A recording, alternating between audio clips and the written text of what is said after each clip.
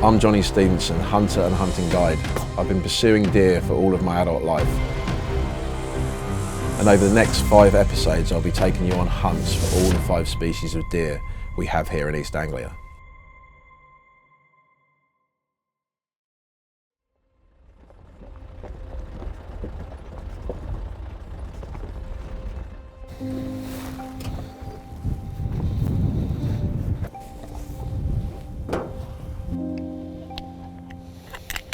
So we've just come down to a bit of marshland here, which heads out onto the east coast. This is a really good spot for Chinese water deer, so we're going to go down. It's still a bit too dark for the shot, or certainly to identify what we're shooting, but we're going to go down, use the thermal and have a look and see what kind of animals we can see, right ready for when the light comes up.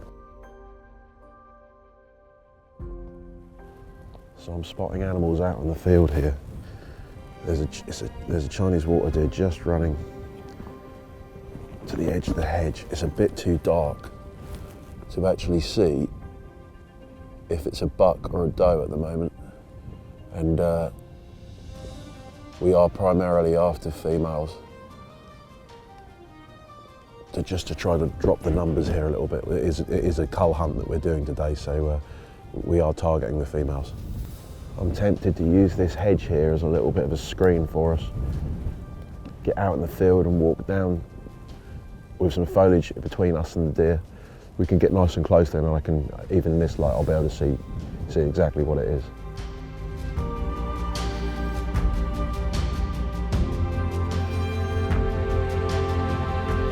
There's a fallow deer just coming out into the field.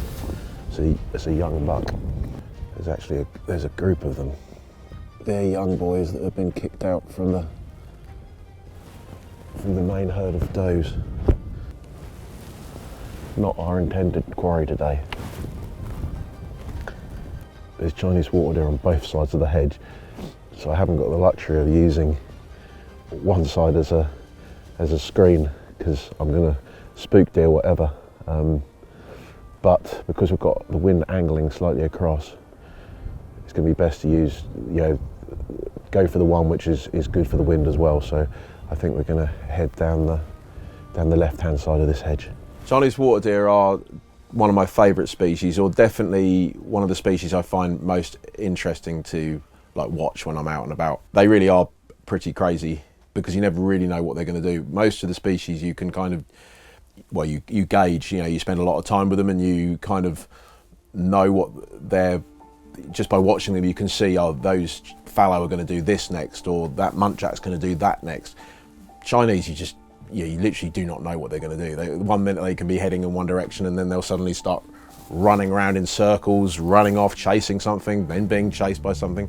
They really are just random.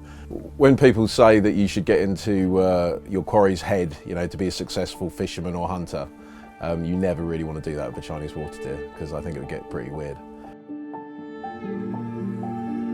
We're not there any hunter out this morning. There's a barn owl searching for some voles or frogs or anything that it can find. The Chinese that I was looking at are literally 60 metres further down and through the hedge, so we're getting pretty close now. I think I saw in the thermal that there was a couple of the animals have moved further out, but there's at least one still there, but I think it might have laid down, so maybe we'll just have to wait for a little while for it to stand up.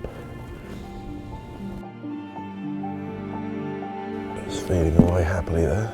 It's not a bad one to take as our first animal of the morning. So we've got an animal just out in the field here. It's at about 100 metres. The wind is disguising our noise, and we've got a really thick hedge behind us, which is really good. We're in a very, very strong position. So I'm just going to take a little bit of time now just to see. It's obviously still a bit glum, and I just want to see, because the young bucks can be very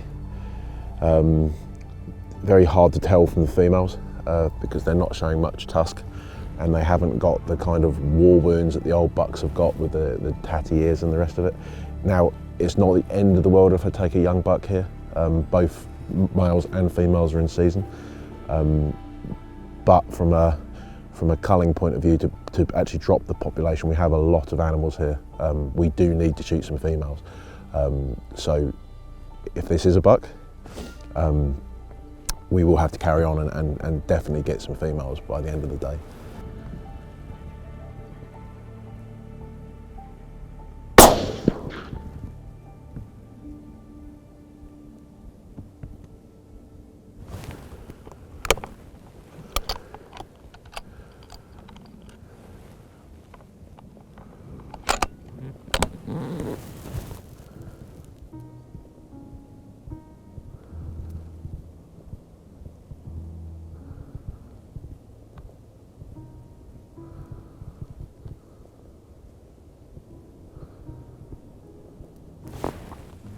Success. So the shot placement looks good. The animal drops straight away. Just going to give it a little bit of time just to bleed out before we go over there, and also just to see if any other animals move, because we are on a colder day. It's not a one-hit wonder. We're looking to shoot 2, 3, 4 animals. Yeah, everything, as far as I'm concerned at the moment, everything looks great. The animal's not moving now, and it drops straight on the spot. So I'm hoping that, you know, I went for a chest shot just behind the shoulder. So let's go and see.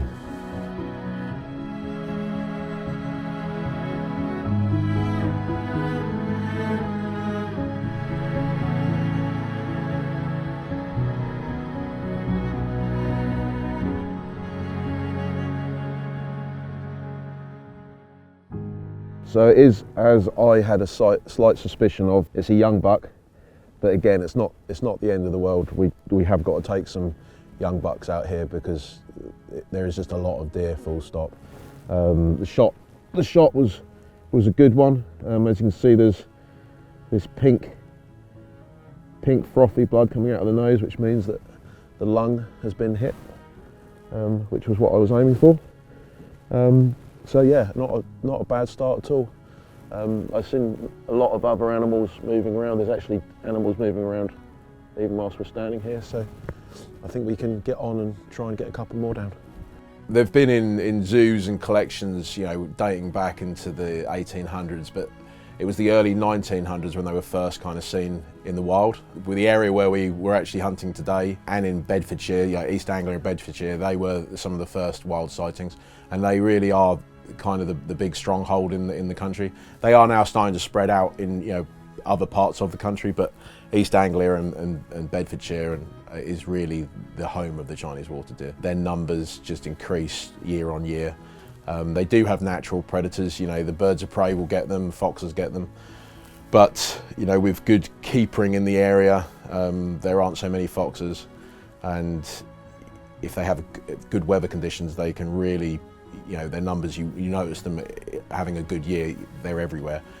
Years ago, I actually shot an old female, a big old female, and you could see that this was late season, you could see she'd got young inside her, and as I growlocked her, I counted the unborn fetuses, and there was actually seven inside her. And, you know, at the time I thought, well, she might be holding 7, but she's never going to rear 7. But this year, actually, I was on a shoot where I was speaking to a gamekeeper, and he said that he'd seen a female that had actually reared 7. So you can see when they have a good year, they can really boom in numbers, and this year has been one of those years. Thank you for watching this short clip of one of our films. If you enjoyed it, there is plenty more. Head over to fieldfoodandcountry.co.uk and become a member today.